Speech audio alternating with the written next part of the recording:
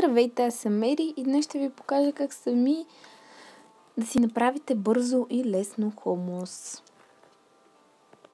За целта ще ни трябва сварен нахут около 400 грама, може и повече. Аз го правя средно с 400, 20 клетки чесън, 1-2 лимона, вода, тахан и малко зехтин.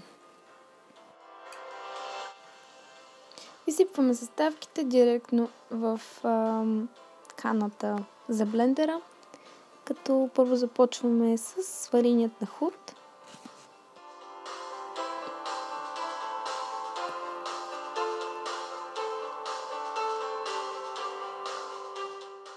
Нарязваме скелетките на изключително ситно, за да може да се разбият по-добре.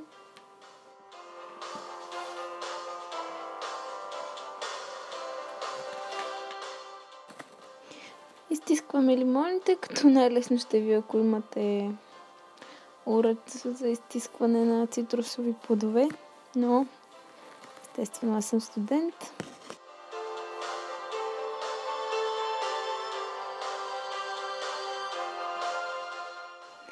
След това добавяме 3 лъжици тахан. За жалост оказа се, че моя е бил пред свършване, така че се събраха около 2,5. Добавяме малко сол. Аз използвам хималайска, като слагаме една чайна лъжичка. И добавяме малко зехтин, около 3. Блендираме. Ако имате различни скорости, започвате от по-малката към по-голямата, тъй като в началото няма още вода, ще е по-трудно да се разбие, затова после слагаме вече вода. Около половин чаша, може би на око преценете, за да не стане твърде течно.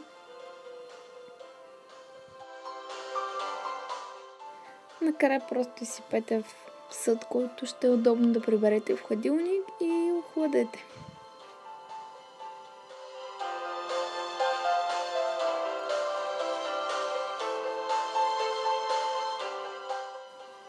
Благодаря ви, че гледахте. Ако вече не сте огладнели, можете да се абонирате. Ако искате още подобни видеа, пак може да се абонирате.